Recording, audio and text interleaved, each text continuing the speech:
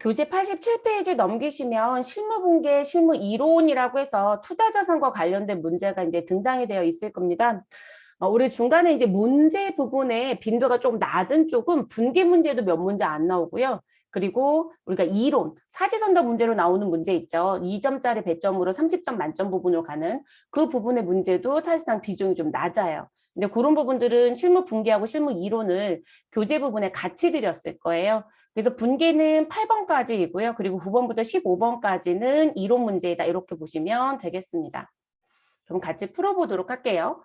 자, 1번 문제 보시면 서울 상사의 장기간 대여한이라고 나와져 있네요. 그러면 여기서 이제 가져가셔야 되는 키워드는 장기간 대여했다라는 게 우리가 갖고 가야 되는 키워드고요.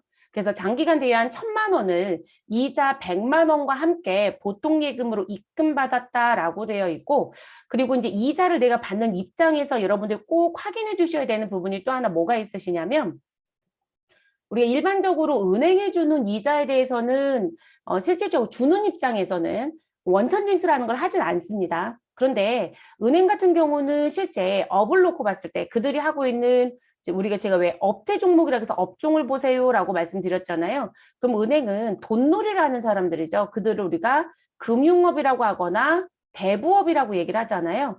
그러면 금융이나 대부업을 하고 있다라고 하는 은행의 입장에서는 사실상 돈을 빌려주고 또 돈을 내가 빌려와서 누군가한테 빌려준 그런 부분의 차익으로 먹고 사는 사람들이죠. 그래서 이들하고 거래를 했을 때 기업의 입장에서는 원천징수의 관점은 생기지 않습니다. 기업이 뭔가를 줄 때, 그럼 기업이 돈을 빌려오고 이들한테 이자를 나는 지급하였다. 라고 얘기를 해요. 그럼 차입금이 있다는 얘기겠죠. 그럼 이때 원천징수가 있느냐? 없다라는 거예요. 그런데 우리가 기업과 기업 간의 거래가 있으실 수 있어요. 그래서 기업과 기업 간의 거래. 근데 두 사람은 지금 하고 있는 업종을 들어가서 봤더니 지금 A라고 하는 기업은 현재 도매업을 하고 있고요. 무슨 도매인지는 모르지만.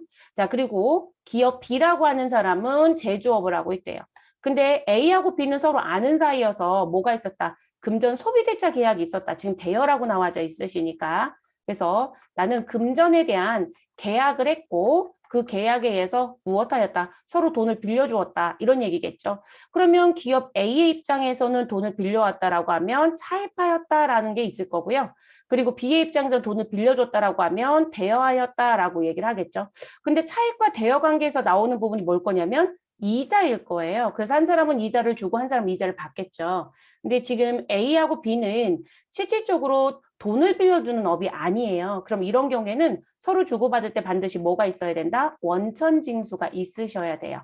이거 안 하시면 문제가 됩니다. 그래서 시험에서는 이 부분을 고려하라는 문제를 낼 때가 있고요. 고려하지 않는다라고 문제를 낼 때가 있어요. 근데 회계 같은 경우는 은행에서 받는 이자 부분 빼고는 대체적으로 고려하지 않는다 쪽으로 많이 내요. 회계 같은 경우는. 왜냐하면 소득세를 배운 적이 없다라고 보는 거거든요. 우리가 소득이 발생이 되면 그 소득에 대해서 무엇하는 부분, 지급하는 사람은 반드시 뭔가를 징수해야 된다라는 걸 배울 거고요. 그 징수가 본연의 소득이 있는 장소에서 징수한다라고 해서 원천이란 표현을 붙이는 거거든요. 근데 소득세에서 원천 징수와 관련된 세율을 같이 배울 거고 그 세율이 법인도 같이 써요. 다만 개인의 소득이면 소득세, 법인이면 법인세라는 표현으로 바뀌는 것뿐이거든요. 근데 우리는 이 부분을 배운 적은 사실 없어요. 다만 여러분들이 앞에서 선납세금이라고 해서 당좌자산 배울 때 잠시 배우긴 했죠. 왜냐면 제가 은행에서 이자를 받는다라고 하게 되면 은행은 법의 규정에 의해서 기업한테 이자를 줄 때 반드시 무엇하게 되어 있다. 14%의 원천 지수하게 되어 있다. 다만 지방소득세 특별징수분이란 규정이 있기 때문에 우리는 거기에 대한 10%를 더 징수한다. 그래서 15.4%를 징수한다. 이런 얘기를 했었죠. 그러니까 그 문제 말고는 대부분 이런 식의 표현이 등장이 돼요. 근데 이제 여러분들이 세무급수를 또 보실 거잖아요, 추후에. 근데 세무에 가면 이제 여기 이제 글이 달려 나올 수 있으세요. 무슨 부분? 원천징수 했다. 그래서 이자 100만 원 받았고, 그리고 그 100만 원에 대해서 원천징수를 하고 차액이 입금됐다. 이렇게 되시면 여러분들이 소득세를 배웠고, 분명히 그 소득세에서 이자 소득에 대한 원천징수 세율은 기본적으로 몇 프로이다? 14%예요. 그러면 여러분이 알아서 14%에 지방소득세 몇 프로? 요 부분의 10%인 거죠. 그러면 15.4%를 처리하고 들어오셔야 돼요. 근데 그런 것까지 이제 염두해 두셔야 된다는 얘기세요. 그래서 회계하고 세무하고 다른 점은 그런 점들 조금 달라져요, 여러분. 업무는 누가 알려주지 않겠죠. 만약에 여러분들이 서울 상사에 장기간 대여했던 1,000만 원을 회수하는데 이자를 같이 받았다? 그럼 그들이 이자 100만 원을 그대로 통장에 넣어주는 게 아니라 원천징수에 해당되는 세액인 15.4%를 빼고 넣어줄 거예요. 그러면 여러분들 그걸 뭐라고 처리하셔야 돼요? 원천징수를 당하는 법인의 입장에서는 미리 낸 세금, 선납세금 처리하셔야 되고 내가 주는 입장, 차입자 입장이었다라고 하시면 예수금이라고 해서 어디에서 부치에서 배울 거예요. 그 처리를 하셔야 되세요.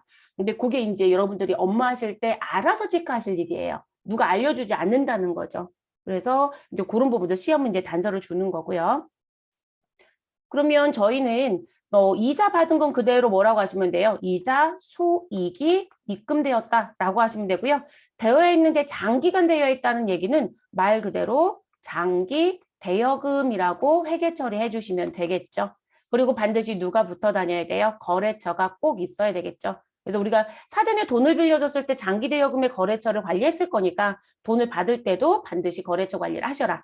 다만 보통예금으로 입금이 됐는데 보통예금의 은행 명칭은 없으니까 생략하시면 되겠습니다. 근데 은행 관리는 원래 원칙적으로 하시는 게 맞다라고 표현을 해드렸었고요. 그러면 어느 변을 먼저 쓰든 편하신 대로 쓰세요. 저는 대변 먼저 쓸게요. 대변에 장기 대여금 자산을 감소시켜 주시고 반드시 거래처 서울상사 기재하시고 1,000만 원. 그리고 수익의 발생은 대변이죠, 여러분. 그래서 이자 수익, 영업의 수익 기록해 주시면 되시고요. 100만 원이라고 쓰시면 되겠습니다.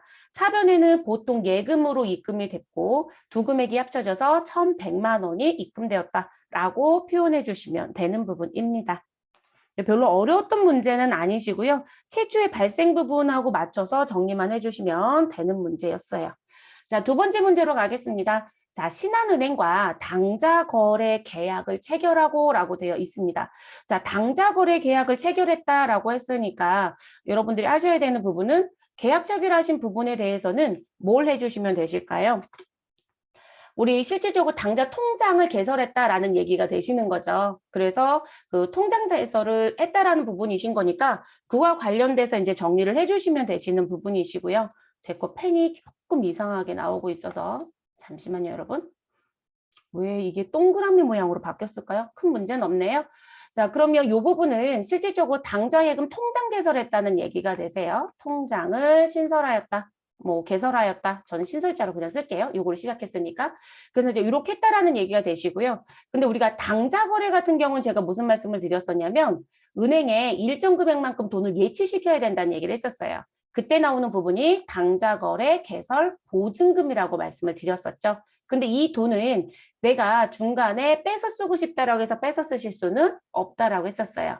자, 이 돈이 통장에 예치가 되면 이 돈 같은 경우 뺏어 쓰려면 제가 장자거래 개설을 해서 통장을 만들었다. 당좌예금 통장을 무엇하시면 통장을 해지하시면 그때 이 돈을 무엇할 수 있다. 뺏어 쓰실 수 있다. 이렇게 말씀을 드렸었죠. 그래서 이 부분은 내가 사용이 무엇되어 있는 제한되어 있는 예금이다라고 말씀을 드렸습니다. 그래서 이 부분은 계정 과목 아예 기억하셔라. 그리고 저 이거 당좌자산에서 배웠어요, 여러분. 그쵸? 그리고 투자자산에서는 이런 계정 과목이에요라는 것만 얘기했었죠. 그래서 기억하시라고 했던 게 특정 현금과 예금이라고 하는 계정 과목을 쓰셔라 라고 말씀을 드렸었죠. 자, 그리고 당좌 예금 계좌에 1,000만 원을 현금으로 입금했다고 얘기합니다. 근데 과자가 붙어 있으니까 300과 얼마에 대해서 1,000만 원에 대해서 같이 입금했다. 이렇게 정리해 주시면 되겠네요. 그러면 특정 연금과 예금은 300만 원이 증가가 되실 거고 그리고 당좌 예금은 1,000만 원이 증가가 되겠네요. 대신에 현금으로 입금했으니까 현금은 무엇 될 거고요? 감소된다. 이렇게 정리해 주시면 되겠죠. 그럼 그거에 맞춰서 여러분들 이제 회계 처리만 해주시면 되시겠죠. 그래서 차변에 특정 연금과 예금 그리고 반드시 누구를 신한은행을 꼭 넣어주시는 게 맞고요. 그리고 당좌 예금에도 신한은행이 들어가는 게 맞아요, 여러분. 근데 이 문제가 시험 문제가 나오잖아요. 그런데 재밌는 게 뭐냐면 다방공지가 되면 특정 연금과 예금에는 신한은행이 입력되어 있는 거로 다방공지를 해요. 근데 당좌 예금에는 신한은행이 없이 공지되는 경우가 훨씬 많아요. 누구는? 전산세무회계는. 그러니까 뭔가 이상하게 돌아가는 거죠. 근데 그런 경우는 없다고 분명히 말씀드렸어요, 여러분. 만약에 이게 AT라고 하는 시험에서 나왔다, 신한은행 반드시 입력하셔야 돼요. 입력하시는 게 맞아요. 입력하시는 게 맞습니다. 그래서 지금 답안공지 부분에서 나는 시험 볼 때 신한은행을 입력을 했는데 답안에는 이 부분이 입력되어 있지 않더라. 그럼 난 감점이냐? 아니요, 감점이 없어요. 그러니까 채점이 어떻게 이루어지냐면 답안에 입력하라고 되어 있는 게 공지가 되어 있는데 내가 입력을 안 하면 점수는 감점해버려요. 소위 말해서 이제 점수를 안 준다거나 뭐 이렇게 되거든요. 그런데 내가 입력하지 않아도 되는 걸 입력했다라고 했을 때 감점을 하지는 않습니다. 그리고 요거는 입력을 하는 게 오히려 더 많아요. 맞아요. 그래서 우리가 기출문제 풀다 보면 이제 여기서 이제 조금씩 혼선이 빚어지는 경우들 간혹 있으실 거예요. 자, 그리고 대변에는 무슨 정리해 주시면 되고요. 현금 정리해 주시면 되겠죠. 그래서 현금 1,300만 원 감소시켜 주시면 되겠습니다. 자, 세 번째 문제로 또 넘어가 볼게요. 장기 투자 목적으로 주식회사 한미의 주식 1,000주 주당 5,000원에 취득을 하고요.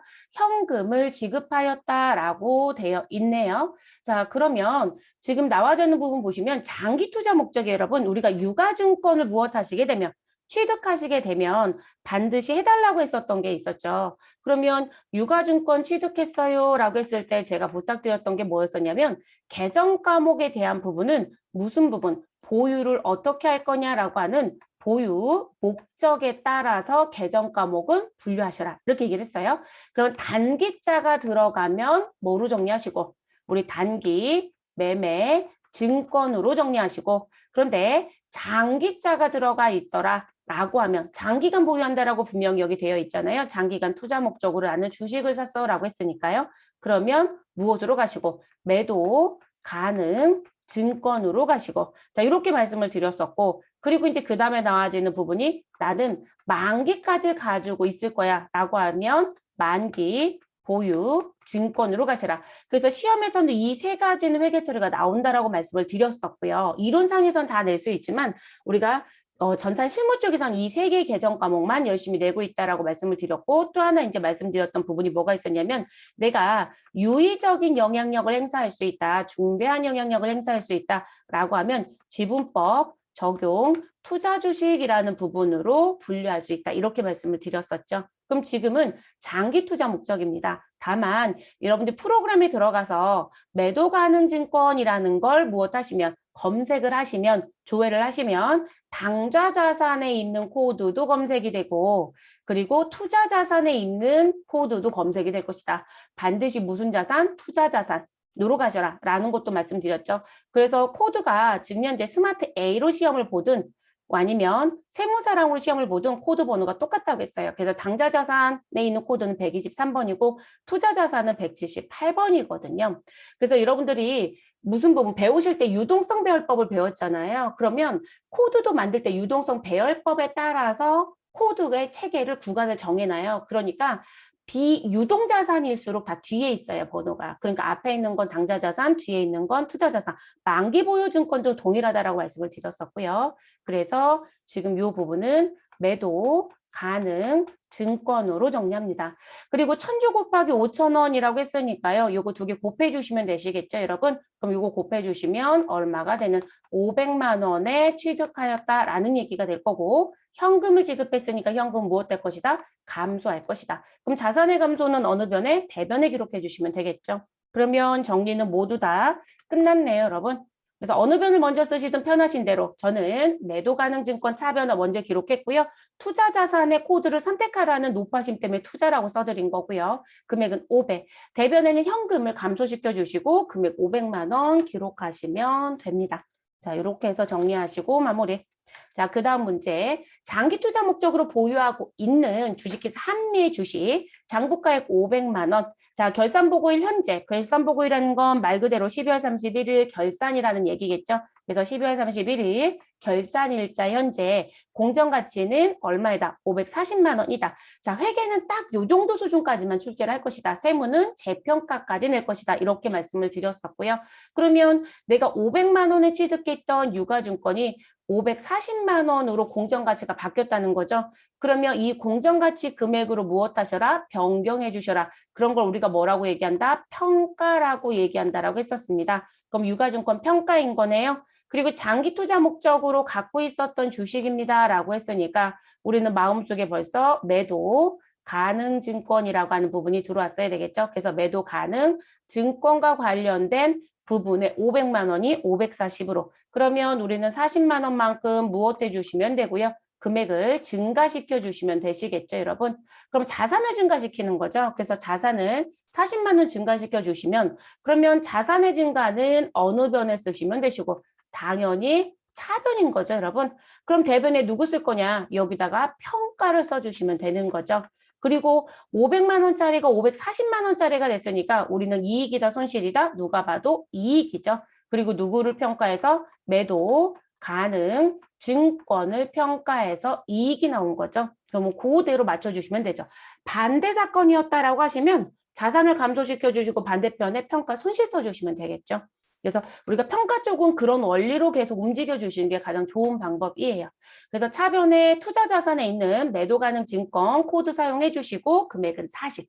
자, 그리고 대변엔 매도 가능 증권 평가 이익 40. 자, 그런데 단기 매매 증권과 매도 가능 증권 평가의 다른 점은 무엇이다? 단기 매매 증권의 평가는 우리 손익계산서 계정에 해당이 된다고 했어요. 다만 영업적이지 않다라고 해서 영업의 수익 내지는 영업의 비용에 있는 단기 매매 증권 평가 이익이나 손실을 쓰시고 그 부분이 자본의 이익잉여금 쪽으로 대체가 되는 거예요. 그런데 매도 가능 증권 평가 이익과 손실은 자본 계정이라고 했어요. 자본, 처음부터 아예 자본. 그래서 기타 포괄 손익 누계액이라고 하는 미실현 보유에 대한 수익이나 손실이 모여지는 계정에 놓았다가 재평가할 때 정리하거나 처분할 때 정리한다라고 말씀을 드렸습니다. 그래서 위치가 다르다. 그래서 재무상태표 계정 과목이다. 여기까지 같이 기억을 해주시는 게 좋겠습니다.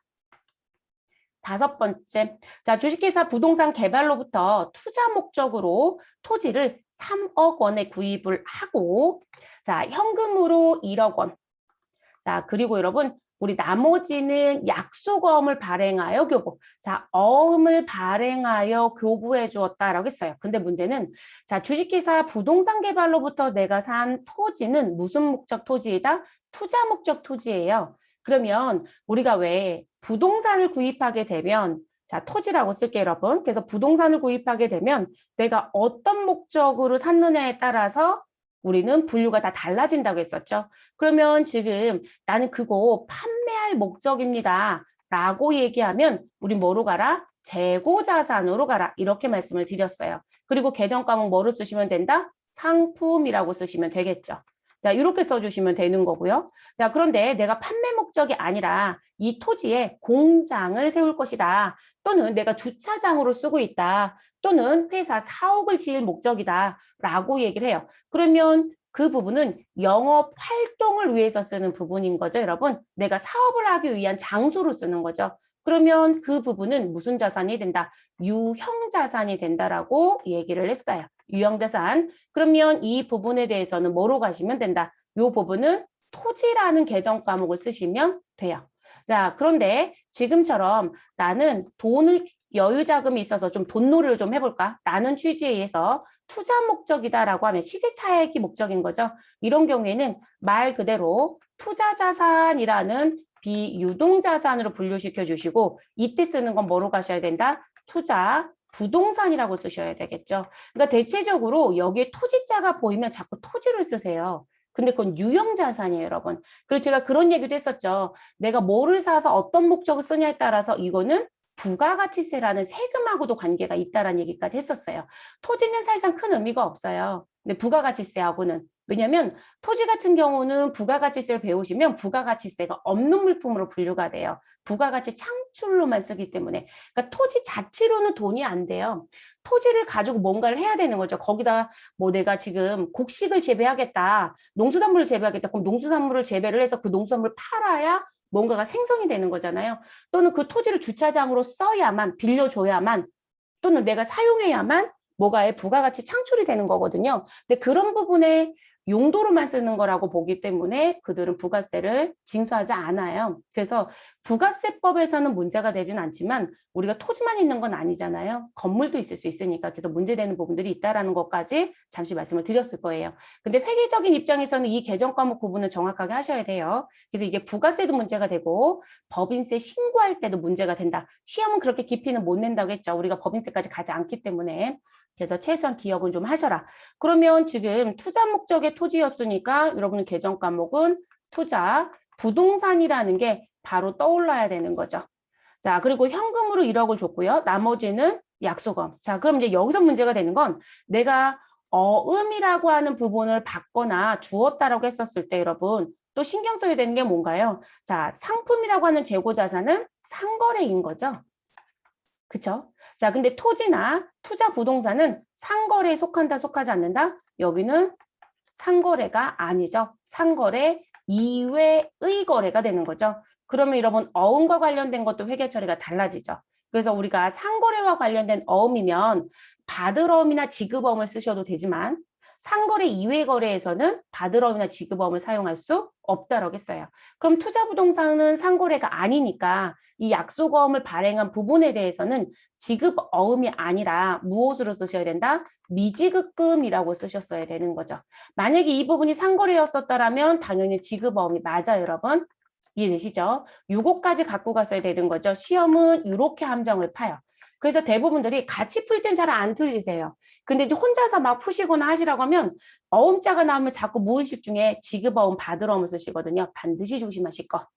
자, 또한 지금 토지를 구입했으니까 여러분 내 거로 등록하셔야 되잖아요. 그럼 취등록세가 나오죠. 네, 그래서 취득세와 등록세 1,000만 원은 현금으로 납부했다. 그럼 실질적으로 현금으로 나간 돈은 1억 1천이 나갔네요. 네, 아니, 맞죠, 여러분? 네, 1억 1천. 그리고 우리 미지급금으로 계상해야 되는 건 2억이 될 거고요. 그럼 정리 끝난 거죠, 여러분? 그리고 취득세와 등록세는 반드시 제세공과금에 속하는 건 맞지만 취득하는 과정 중에 발생되는 제세공과금이죠. 그러면 이 부분은 어디에? 투자, 부동산에 무엇 하신다? 가산하셔야 되겠죠. 네, 플러스 시켜주셔라. 그래서 이거 세금과 공과금 처리하시면 안 되는 거죠. 그거까지 같이 정리해 주시면 되겠습니다. 자, 차변에 투자 부동산 3억 1천이라고 써주시면 되고요.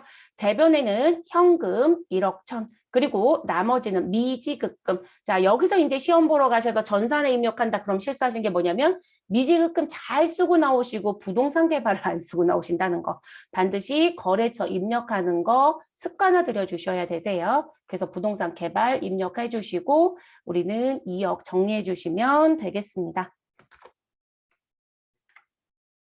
자, 6번째 문제. 자, 보유 중인 투자 부동산. 자, 우리가 장부를 열어봤더니 7천만 원이다라고 얘기를 합니다. 자, 대림건설에 무엇 하시고 매각하고. 자, 매각하다라는 얘기는 팔았다는 얘기죠, 여러분. 그래서 처분하였다라고 얘기할 수도 있고요. 자, 대금은 9천만 원이고요. 그 9천만 원은 1개월 후에 받기로 하였다라고 얘기합니다. 그럼 아직 못 받은 돈. 아까는 안 준 돈이죠, 여러분. 지금 못 받은 돈인데 상거래가 아니니까 뭐로 쓰신다? 미수금이라고 쓰셔야 되겠죠? 미수금. 근데 여러분 지금 7천만 원짜리를 얼마에 팔았어요? 9천에. 그러면 우리가 누군가를 팔아서 이익이 났는지 손실이 났는지를 계산하는 부분에 공식이 있었죠, 여러분? 그러면 처분과 관련된 이익과 손실은 내가 처분한 금액이 있을 것이다. 그래서 처분한 금액에서 처분가액에서 그럼 저희는 9천만 원 받고 팔았어요, 여러분.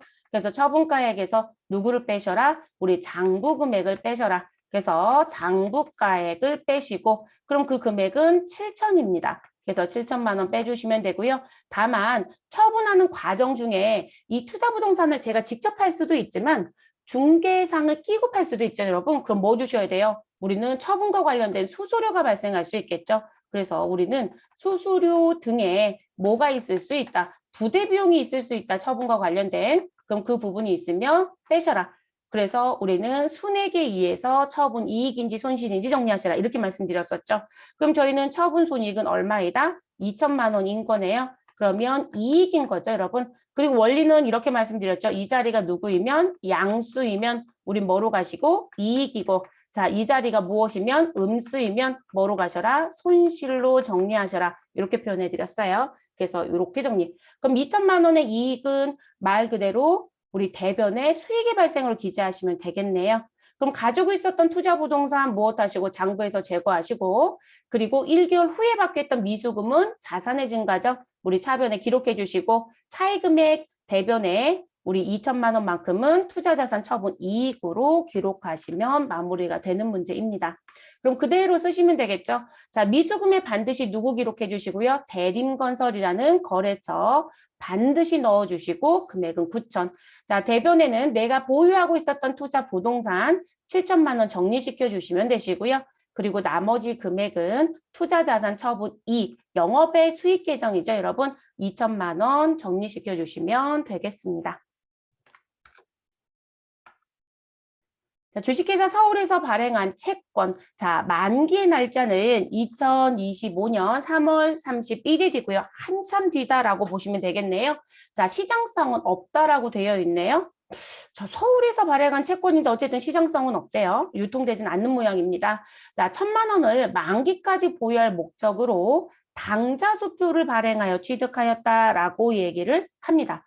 그럼 여러분 여기서 우리가 갖고 가야 되는 키워드는 만기까지 보유할 목적이라는 글씨가 있죠, 여러분. 그럼 요 글씨를 보시자마자 여러분들은 만기 보유 증권이라는 것으로 회계처를 해야 되는구나 라는 게 기억이 나셔야 되고요. 내가 수표를 발행해서 무엇하였다? 취득하였다. 자, 당좌수표를 내가 받으면 현금이에요, 여러분. 근데 내가 당좌수표를 발행해서 지급하게 되면 뭐가 된다? 당좌예금이 돼야 되는 거죠. 그래서 당좌예금 통장에서 잔고가 감소가 될 겁니다. 그래서 당좌예금을 감소시켜 주시면 되고요.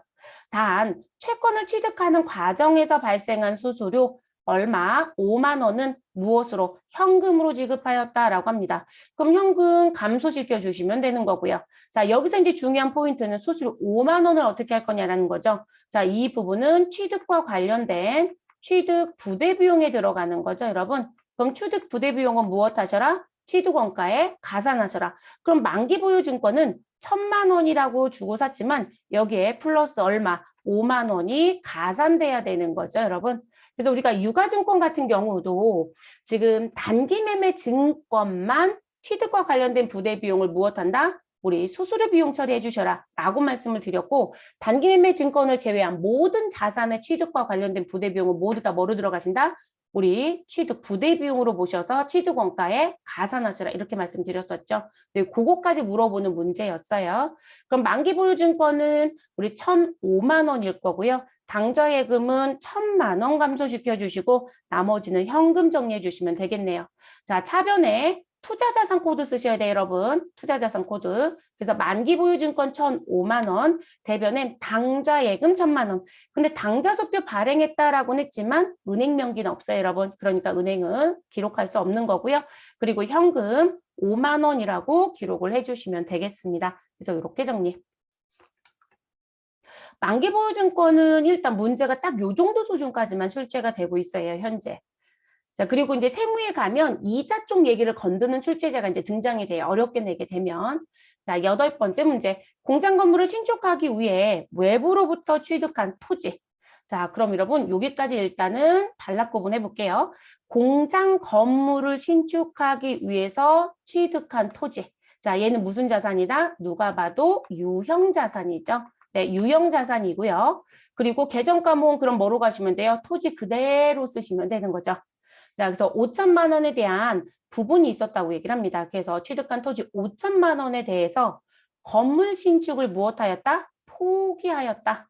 그럼 여러분 유형자산에 더 이상 있지 않아요. 그러니까 이들은 무엇하겠다? 나 유형자산으로 가지고 있었던 거 분류 변경할게. 이 얘기의 출제 문제라고 보시면 돼요. 그래서 토지의 보유 목적을 무엇으로? 지가 상승 목적으로 하는 투자자산으로 변경했다라고 얘기합니다. 그럼 유형자산에서 우리는 투자자산으로 분류 변경합니다라고 얘기하는 거죠. 분류 변경이 가능은 하다라고 했어요, 여러분. 그 검토는 언제 하신다겠고요? 결산할 때. 다만 이렇게 정확하게 뭔가 사유가 있지 않는 한 내가 유형자산을 투자자산을 투자자산을 유형자산 내 맘대로 왔다 갔다 하는 건 불가능해요, 여러분. 그건 불가능하신 거고 지금처럼 명확한 사유가 있으셔야 가능한 부분입니다.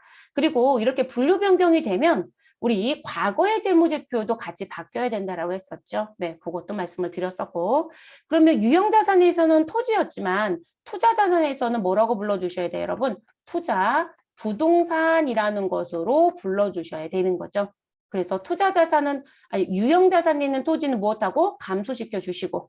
자, 그리고 투자자산의 투자 부동산은 무엇한다? 증가시켜 주시면 되겠습니다. 자산이 감소하면서 자산이 무엇하는? 증가하는 회계처리. 그래서 차변에 투자 부동산 5천만 원, 대변에 토지 5천만 원이라고 기록하시고 끝내주시면 되는 문제입니다. 그 다음 9번째 문제. 자, 다음 중 투자자산에 해당하지 않는 것은? 여러분, 투자자산은 개정 과목이 많지 않았었죠. 네, 그러면 일단 영업권. 여러분, 영업권은 우리 배우진 않았지만 무슨 자산이다? 무형자산이에요, 여러분. 회사 M&A 하는 과정 중에 등장하는 부분이죠. 답은 벌써 4번으로 정리가 되겠네요. 자, 장기 대여금, 투자 부동산, 장기 투자 증권 모두 다 뭐가 될 수 있다? 투자 자산이 될 수 있죠, 여러분. 네, 모두 다 투자 자산 맞습니다. 장기 투자 증권이라고 해서 들어온 부분은 유가 증권에 대한 걸 장기적으로 갖고 있었을 때 이제 묶어서 쓰는 부분이라고 보셔야 되겠죠. 그래서 답은 4번으로 표기해 주시면 되겠습니다. 그래서 답은 4번. 자, 10번째 문제입니다. 다음 중 일반 기업 폐계 기준에 의한 유가증권의 분류로 적합하지 않은 것. 자, 유가증권 분류라고 하는 건 개정 과목을 찾아주세요라는 표현입니다. 자, 단기 매매 증권 맞죠, 여러분? 요거는 당좌 자산에 있었던 부분. 자, 만기 보유 증권, 매도 가능 증권. 자, 그러면 요 부분도 있었던 거 맞죠, 여러분? 요 부분은 투자 자산에 있었죠. 그리고 이제 하나 더 들을 수 있는 게 지분법 적용 투자 주식. 근데 장기 보유 증권이란 표현을 쓰지는 않았어요, 여러분. 장기간 내가 가지고 있겠다라고 하면 매도 가능 증권이었죠. 또는 만기까지 내가 갖고 있겠다. 의도와 능력이 모두 다 있다. 그러면 만기 보유 증권을 분류했었죠. 그러니까 4번은 지금 유가증권의 분류로 썼던 용어로 들어오지는 않습니다. 그래서 답은 몇 번이 되는? 4번이 되는. 그냥 이런 문제는 개정 과목 정리로만 봐주시면 되세요. 자, 11번째 문제. 다음은 유가증권의 취득 원가와 평가에 대한 설명이고요. 틀린 것은 이라고 묻네요. 자, 모든 유가증권의 취득 원가는 유가증권 취득을 위하여 제공한 대가의 시장 가격에 자, 시장에서 움직이고 있는 금액이라는 얘기겠죠, 여러분. 그래서 이런 걸 뭐라고 얘기했나요? 시가라고 했었죠. 그래서 유가증권의 취득 원가에 무슨 금액은 나 얼마 주고 샀어요 라고 하는 매입 가격은 또는 매입가액은 시가이다 라고 했어요. 시장에서 유통되고 있는 금액. 그래서 그 시가 거기에 취득과 관련된 부대 비용을 무엇하셔라? 포함시키셔라. 가산하셔라 라고 얘기했었죠, 여러분. 근데 1번이 읽어보면 맞아요. 그런데 문제가 하나 있어요, 여러분. 여기 무슨 부분? 모든 자가 붙어 있죠. 자, 우리 이렇게 말씀드렸어요. 자산의 취득 원가는 취득과 관련돼서 내가 지불한 돈이 있을 것이다. 그러면 얼마 주고 샀어요? 라고 하는 매입 가격이 있을 거고요. 거기에 취득과 관련된 부대 비용이 있으면 더해 주셔라. 자, 그게 기본의 개점이었어요. 그런데 그걸 더해 주셔라. 근데 거기 단서 붙였죠. 다만 누구는 여기에 들어올 수 없다. 단기 매매 증권은 제외시키시라고 했죠. 그래서 단기 매매 증권은 제외되죠, 여러분. 이들은 무엇으로 간다? 우리 별도의 비용 처리하셔라. 그래서 이 취득과 관련된 부대 비용을 무슨 처리? 영업의 비용 처리했었죠, 여러분. 영업하고 관련이 없기 때문에. 그래서 영업의 비용 처리했어요. 그러니까 모든 자가 붙어서 한정판 거죠. 자, 틀린 거 찾아달라고 했으니까 답은 1번이 됩니다. 자, 두 번째, 제공한 대가의 시장 가격이 없다라고 하면 취득한 유가증권 시장 가격으로 우리 취득원가를 책정한다. 그러니까 시장에서 움직이고 있는 가격이 있으면 그 돈을 지불하고 샀을 것이다. 그런데 지금 시장에서 움직이고 있지 않다. 시장성이 없다라는 거죠, 여러분. 우리 유가증권은 시장성이 없을 수도 있다라고 했어요. 모두 다 상장사가 아니기 때문에. 그래서 시장성이 없다라고 한다라고 하면 우리는 투자 목적으로 유가증권 살 수는 있어요. 그렇죠? 그러면 내가 지불한 금액이 뭐가 될 것이다. 취득 원가가 되는 거예요, 여러분. 네, 취득한 유가증권의 시장 가격으로 얼마 주고 샀습니다. 라고 하는 게 그 취득 원가가 되고 그거로 회계 처리하면 된다. 이런 얘기가 되는 거고요. 자, 세 번째, 제공한 대가와 취득한 유가증권 모두 시장 가격이 없는 경우에는 공정가액을 무엇하여 얼마 정도 되겠지라고 하는 걸 추정해서 취득 원가를 측정한다. 라고 얘기도 합니다. 세 번째 일은 그닥 있지 않습니다. 여러분 대부분 대가들이 왔다 갔다 하기 때문에요. 네, 이런 경우들은 거의 없다고 보시면 될 것 같아요. 그런데 우리가 교육을 할 때는 기본적으로 정리를 다 해놔야 내가 그 원리에 맞춰서 따라가야 되겠죠. 그래서 이제 다 없다라면 어떻게 할 거냐. 그럼 이만큼은 되겠지. 그 회사 요즘 잘 나간다며 뭐 이런 식의 관점이겠죠.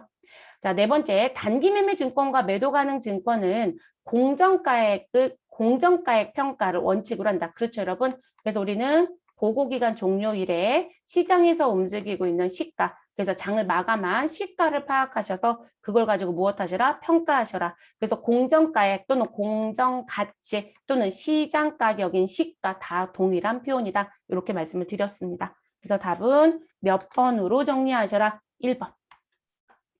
그래서 사지선답 문제 풀 때 여러분 가끔 다 답인 경우들이 있어요. 틀린 게 없는데? 그러면 글씨 하나씩 바꿔놨을 거예요. 그런 거 잘 보시면 되겠고요. 자, 12번째 문제. 매도 가능 증권 평가에 대한 설명 중 가장 옳지 않은 것은? 자, 매도 가능 증권 평가 손익은 영업의 손익으로 손익계산서에 반영된다. 답은 1번이네요. 자, 매도 가능 증권 평가 손익은 영업의 손익이 아니죠, 여러분. 이들은 자본에 들어가야 되죠. 그죠? 자본. 그리고 자본에 어디에 들어간다? 기타, 포괄, 손익, 누계액에 들어가야 되죠. 네, 누계액으로 손익계산서가 아니라 어디에 반영된다? 재무상태표에 반영이 돼야 되죠. 재무상태표에 반영된다. 이렇게 바꿔주셔야 올바른 표현. 자, 장분가액이 공정가액보다 높을 경우에는 자, 장분가액이 100이고요. 그리고 공정가액이 90이다. 그러면 장분가액이 공정가액보다 높은 거 맞죠, 여러분? 그러면 우린 무슨 부분? 90으로 바꿔주는 게 평가죠. 자, 그렇기 때문에 매도 가능 증권 평가 손실이 발생합니다. 그래서 손실로 계산한다. 자, 단기 매매 증권이나 만기 보유 증권으로 분류되지 않는 유가증권에 대한 평가이다. 우리 매도 가능 증권 얘기할 때 이렇게 말씀드렸죠. 어디에도 속하지 못하는 게 다 어디에 들어온다? 매도 가능 증권에 들어온다. 그러니까 단기 매매 증권이나 만기 보유 증권에 들어가지 않은 유가증권이다라는 표현이 맞는 표현이죠. 자, 시장성 있는 매도 가능 증권은 장부상 금액을 무슨 금액으로? 공정가액으로 무엇하셔라? 일치시켜야 한다. 이런 걸 뭐라고 얘기한다? 우리는 매도 가능 증권의 평가라고 얘기한다. 이렇게 말씀을 드렸죠. 근데 하나 단서 달아드렸어요, 여러분. 매도 가능 증권은 두 가지를 가지고 있다라고 했었죠. 내가 시장성 있는 유가증권을 매도 가능 증권으로 분류할 수도 있고, 그쵸? 그런데 우리는 시장성이 아예 무엇한 부분, 없는 것도 있을 것이다. 시장성이 없다. 또는 여기에 누구를 포함해라? 상시를 포함해라. 왜냐하면 유가증권이 이 시장성을 상실하게 되면 우리가 가져가는 특징 하나가 있었죠, 여러분. 누구요? 단기매매증권. 단기매매증권은 다른 유가증권으로 재분류 못한다고 했어요. 그런데 시장성을 상실하게 되면 매도 가능 증권으로 무엇하시라? 분류 변경하시라고 했었잖아요. 그래서 이 시장성이 없다라거나 또는 상실한 부분이 들어오는 거죠. 이거 왜 써드렸을까요, 여러분? 시장성이 있는 매도 가능 증권은 우리가 평가할 때 무엇으로? 공정가액으로 또는 공정가치로 평가하는 게 맞죠. 근데 시장성이 없는 유가증권은 시장에서 움직이는 금액이 없기 때문에 무엇으로 평가한다? 원가로 평가한다. 근데 이 원가라는 건 무엇이다? 이 앞에 숨겨져 있는 용어가 얼마 주고 샀습니다라고 하는 취득을 의미하는 거라고 했었죠.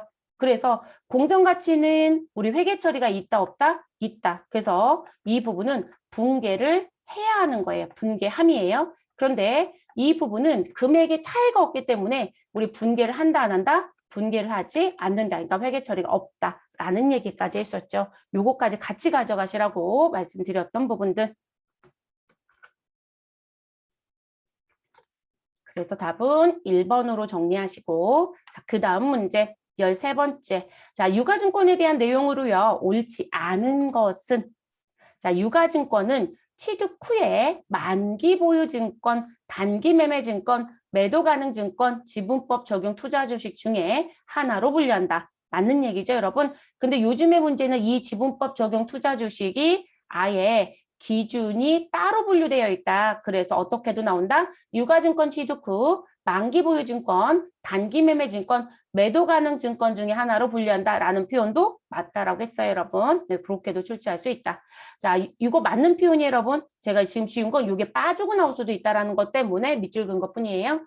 자, 유가증권의 분류는 취득 시 결정되면 그 후에 변동되지 않는다. 여러분 12번 문제 풀면서 열심히 재분류할 수 있다는 얘기했는데 변동되지 않는다는 얘기는 재분류를 안 한다는 얘기잖아요. 근데 우리는 재분류 한다 안 한다? 한다. 그래서 재분류에 대한 부분에 적정성을 무엇하셔라. 우리 검토하셔라. 그쵸? 그래서 적정성 검토까지 말씀을 드렸어요. 그럼 이 적정성 검토, 우리 분류에 대한 적정성 검토는 언제 한다? 보고기간 종료일, 소위 말해서 결산일인 12월 31일에 한다라고 말씀을 드렸죠. 그래서 매 결산 시마다 분류, 적정성을 검토하시고 재분류가 필요하다라면 한다. 이렇게 말씀드렸죠. 그래서 옳지 않은 건 2번이 됩니다.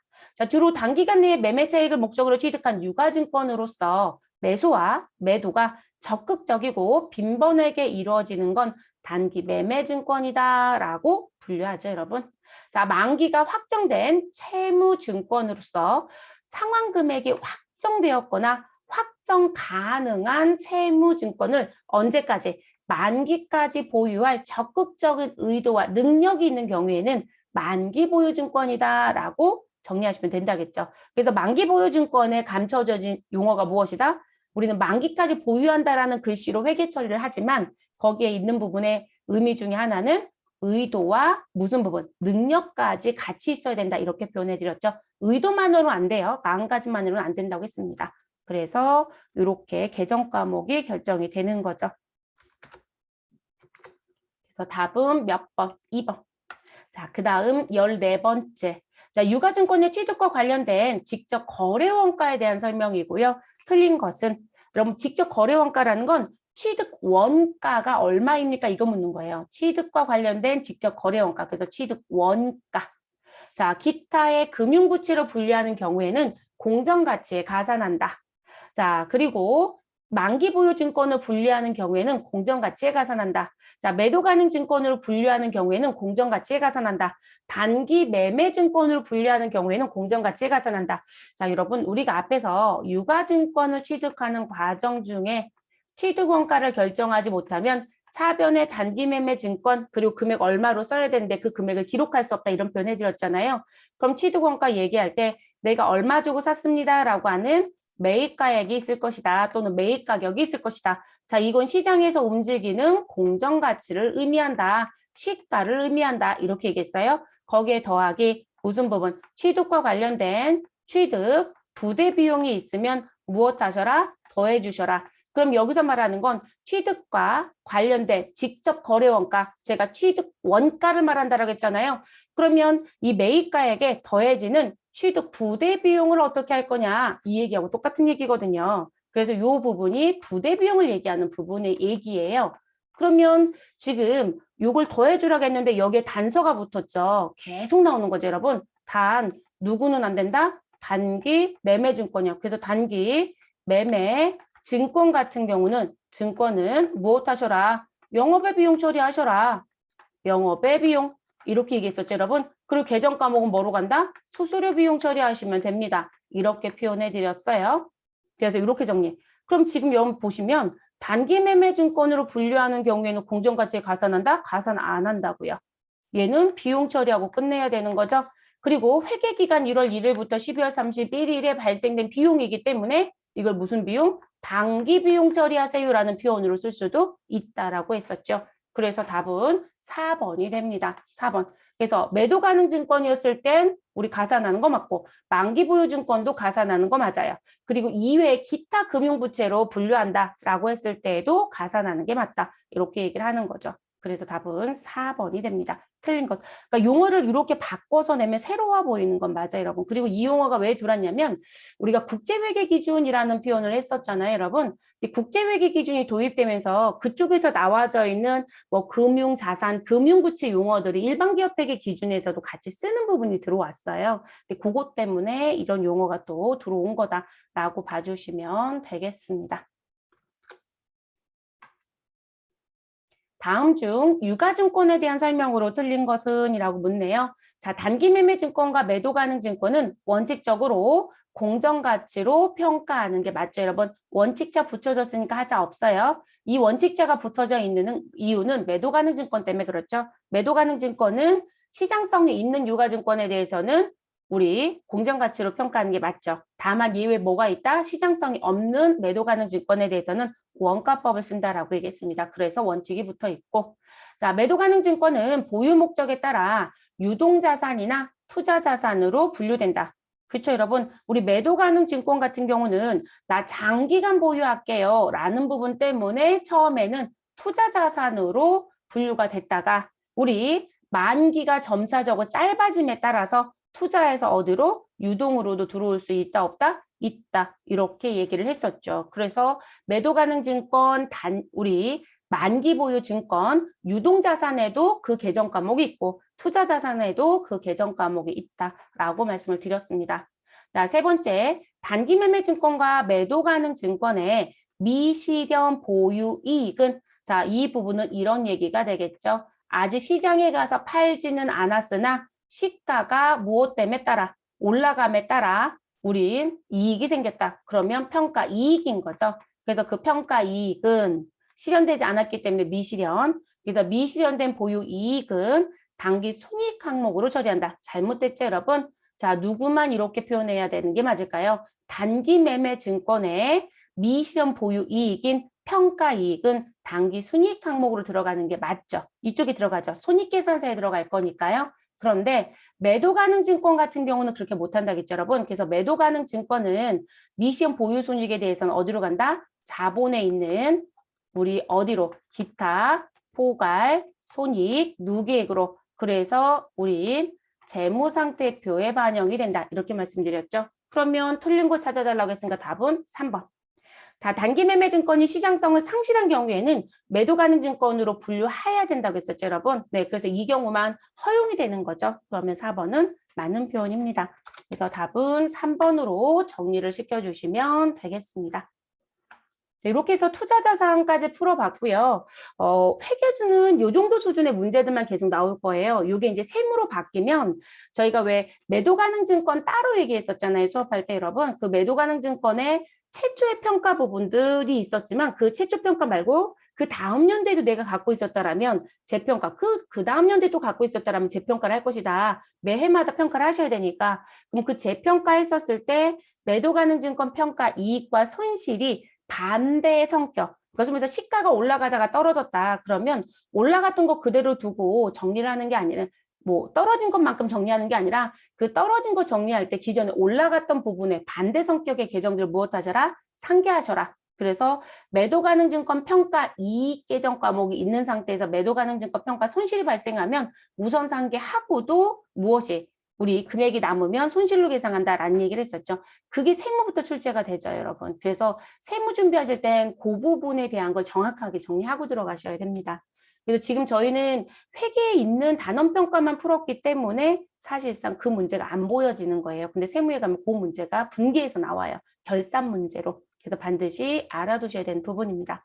자, 이렇게 해서 이제 투자자산 다 마무리됐고요, 여러분. 저희는 이제 챕터가 바뀌죠. 네, 유형자산 챕터로 이제 넘어가 보도록 하겠습니다.